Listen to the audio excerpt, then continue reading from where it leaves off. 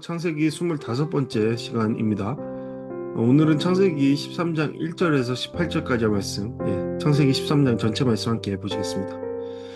창세기 13장은 아브라함이 이집트에서 실패와 실수를 경험한 후에 다시 하나님 앞에 서는 장면으로 시작됩니다. 그는 풍족한 재산을 얻었지만 동시에 부끄러운 기억을 안고 돌아옵니다. 그러나 다시 제단을 쌓으며 하나님께로 나아가죠. 이와 아브라함과 롯 사이에 재산 문제로 인한 갈등이 생깁니다. 그리고 결국에는 분리하게 되죠. 롯은 눈에 보이기에 좋은 땅을 선택했지만 아브라함은 믿음으로 하나님께 그 모든 것을 맡깁니다.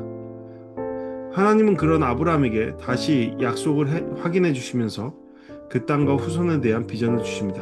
이 본문은 우리에게 실패 후에도 하나님께 돌아올 수 있다는 희망, 소유가 가져올 수 있는 갈등의 위험, 믿음으로 양보하는 선택의 복, 눈에 보이는 것보다 하나님의 약속이 더 중요하다라는 사실을 보여줍니다. 이러한 내용의 오늘 말씀 함께 살펴보시겠습니다.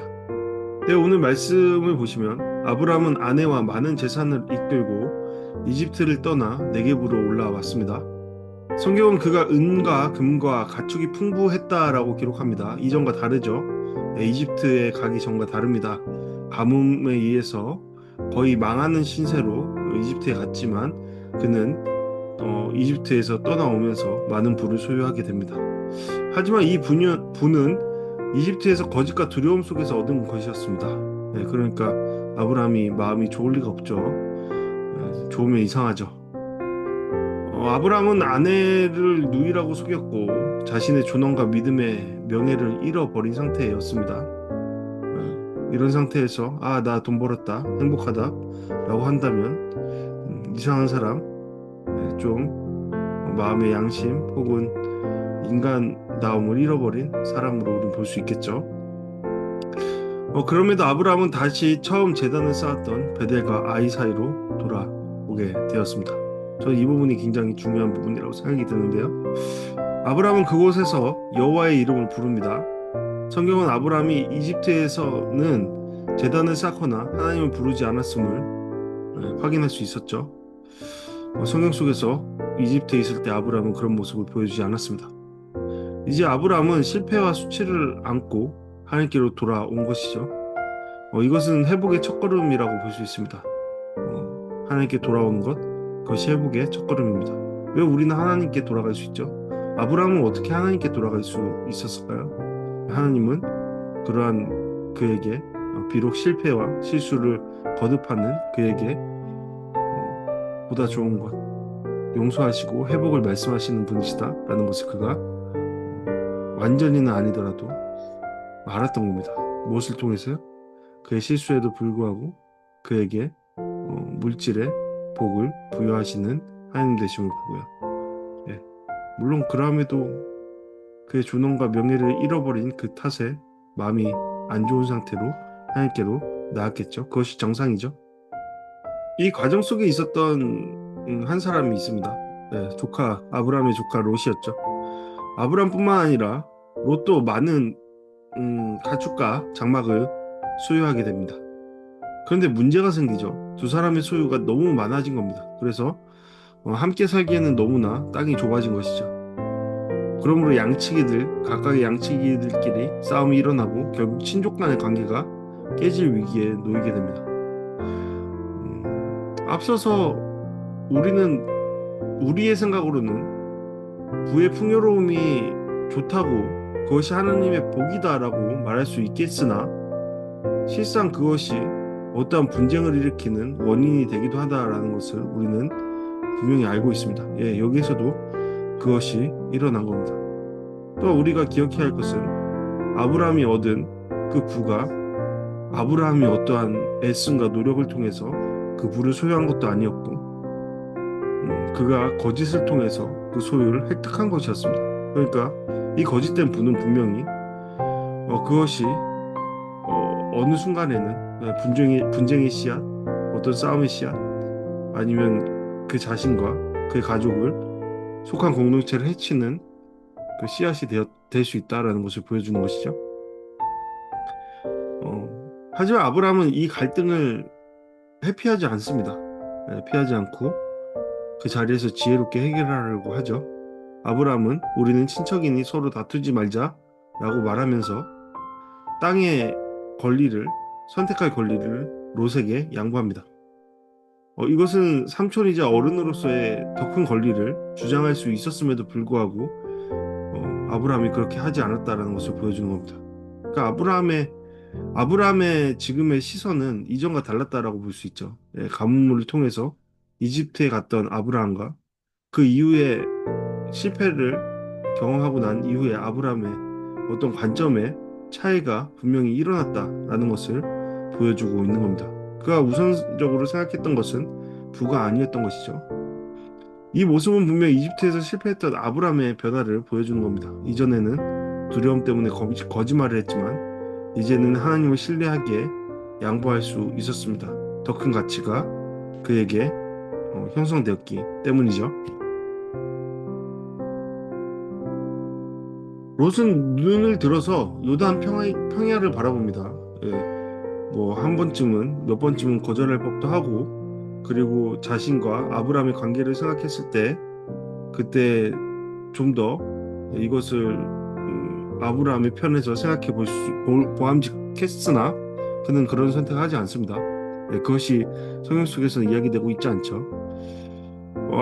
롯이 바라본 그곳은 물이 풍부하고 기름진 땅이었습니다. 성경은 그것을 에덴 동산이나 이집트와 비슷하다라고 표현하고 있습니다. 그러나 그 땅은 소돔과 가까웠고 그 사람들은 여호와 앞에서 큰 죄를 짓고 있었습니다. 그러니까 이제 성경 속에서 앞에서도 계속적으로 사람들의 눈과 선택에 대해서 이야기하고 있죠. 예를 들어 하와는 눈에 보암직한 것을 선택을 했고 결국 인류의 첫 원죄를 이렇게 선택하게 되었습니다. 천사 하나님의 사람들도 땅의 사람들을 좋게 여기고 그들과 함께 결혼했죠.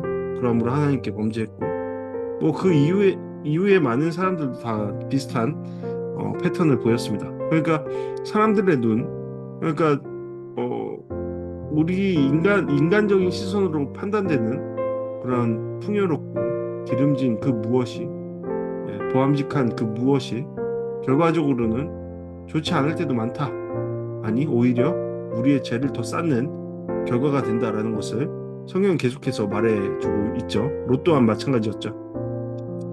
롯은 풍요로움만 보고 선택합니다. 그 삼촌 아브라함의 믿음을 보면서도 제대로 배우지 못한 것이 드러나는 겁니다. 아브라함은 성경에 의하면 아브라함의 과정 속에 롯은 계속 함께 동행했습니다. 이집트에서의 아브라함의 실패도 보았을 것이고 그 과정 속을 함께 그것들을 경험하며 나았을 겁니다. 그럼에도 불구하고 함께 있었으나 전혀 배우지 못한 롯의 모습을 우리는 말씀을 통해서 보게 되는 것이죠. 롯은 당장은 유리한 선택처럼 보였지만 결국 그 길은 위험으로 이어지게 되는 것이었습니다. 눈에 보이는 조건이 전부가 아님을 성경은 분명히 말해주는 것이죠. 네. 혹자는 롯에게는 전혀 잘못이 없다. 롯은 그저 자신의 한계 속에서 선택했을 뿐이다.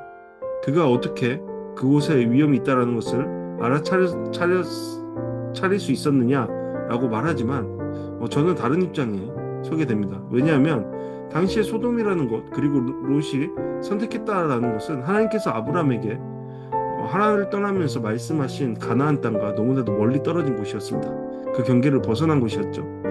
롯도 분명히 그것을 알았을 겁니다. 그럼에도 불구하고 그가 눈에 보이는 대로 그것을 선택했다라는 것은 결국엔 그 선택에 대한 결과가 그의 책임이라는 것을 보여주는 겁니다. 그는 하나님의 뜻, 하나님의 시선, 하나님의 약속을 전혀 고려하지 않은 선택을 한 것이죠. 이러한 선택이 우리 가운데도 참 많다라고 생각합니다. 그러면서 결국에는 그러한 선택에 피해를 입은 그 상황에서 하나님을 탓하기 시작하죠. 예, 그런 것이 저희의 모습입니다. 예, 하나님 입장에서 어떠하시겠습니까? 롯이 떠난 후 하나님은 홀로 남은 아브라함에게 나타나 다시 약속해 주시죠. 예, 동서남북을 바라보라. 그 땅을 내게 주겠다. 내 자손을 땅의 먼지처럼 많게 하겠다. 이 땅을 내가 직접 밟고 다니라. 내가 그것을 주겠다. 라고 말씀하시죠. 사랑과의 갈등 속에서 양보했던 아브라함에게 하나님은 더 큰 약속을 주시는 것이죠. 아브라함은 그 말씀에 따라 헤브론 마므레 상수리 나무 곁에 장막을 치고 다시 제단을 쌓습니다. 아브라함은 약속의 말씀에 응답하여 예배하는 삶을 선택한 것입니다. 네, 이전과 다른 아브라함의 모습을 발견할 수 있습니다. 하나님은 실패한 그에게 은혜를 베풀어 주셨고 그의 선택에 합당한 답을 주시기보다는 그의 선택에 은혜를 더하시어서 그 선택이 옳은 방향으로 가도록 그를 훈련시켜 주셨습니다. 이러한 하나님의 훈련이 우리 가운데도 있다라고 믿습니다. 그런데 그러한 훈련에 참여하려면 오늘 말씀의 아브라함과 같이 돌이키는 마음들이 있어야 할 것입니다. 여러분, 얼마나 여러분들은 삶의 여러 실패와 그러한 경험을 통해서 하나님을 기억하고 있습니까? 하나님 앞으로 나아가는 우리 모두 되었으면 좋겠습니다. 이 시간 다시 오늘 말씀을 통해 함께 묵상과 적용하는 시간 함께 갖겠습니다. 첫 번째로 아브라함은 이집트에서 큰 실수를 했지만 다시 제단 자리로 돌아왔죠. 우리도 실패와 부끄러움이 있을 수 있습니다. 그러나 중요한 것은 다시 하나님께로 돌아오는 겁니다. 혹시 내가 지금 하나님께 다시 나아가야 할 자리, 회복해야 할 자리가 있지 않습니까? 예배가 있지 않습니까? 방향이 있지 않습니까? 예, 다시 돌아오십시오.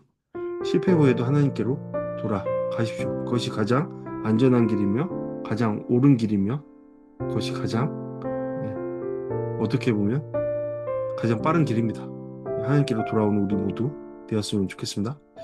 두 번째로 아브라함과 롯의 갈등은 풍족한 소유에서 비롯되었죠. 오늘 우리도 돈과 재산, 이익 때문에 가장 소중한 관계가 무너질 수도 있습니다.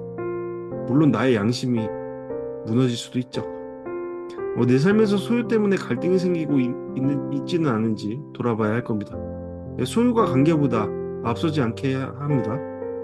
하나님과의 관계 또한 마찬가지죠. 내가 바라보는 그 무엇이, 그 집착이 하나님과의 관계보다 앞서지 않도록 해야 합니다. 오늘 말씀을 통해 그것을 우리는 배워야 합니다. 세 번째로 아브라함은 양보했지만 결국 더 큰 약속을 받았습니다. 우리는 양보는 손해라고 생각할 수도 있지만 성경은 그렇지 않다라고 보여주고 있죠. 모든 것을 아신 하나님께서 모든 것을 갚으실 것이기 때문이죠. 양보는 믿음의 표현이라고 볼 수 있습니다. 나의 삶에서 지금 양보해야 할 자리가 어디인지 그리고 자리를 하나님께 맡길 수 있는지 우리는 생각해 봐야 할 것이죠.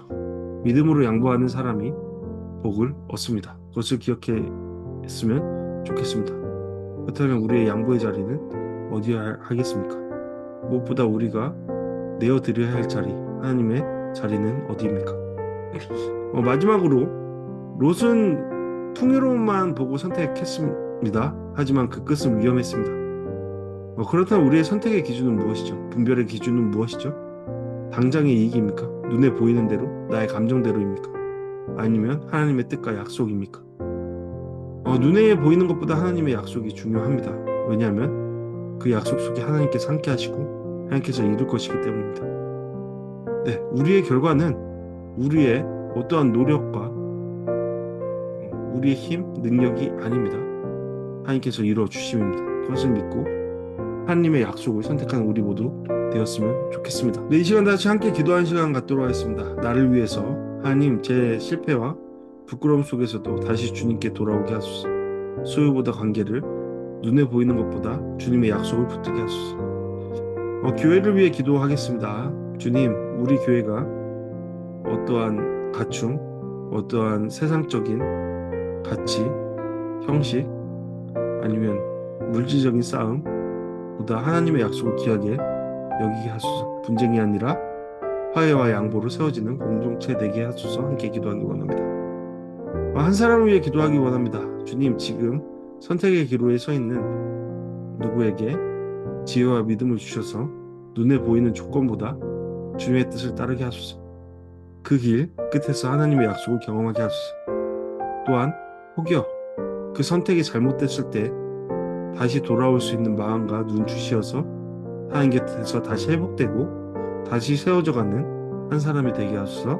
함께 기도했으면 합니다. 네, 감사합니다. 다음 시간에 다시 뵙겠습니다. 여러분, 기도 열심히 하시기 바랍니다.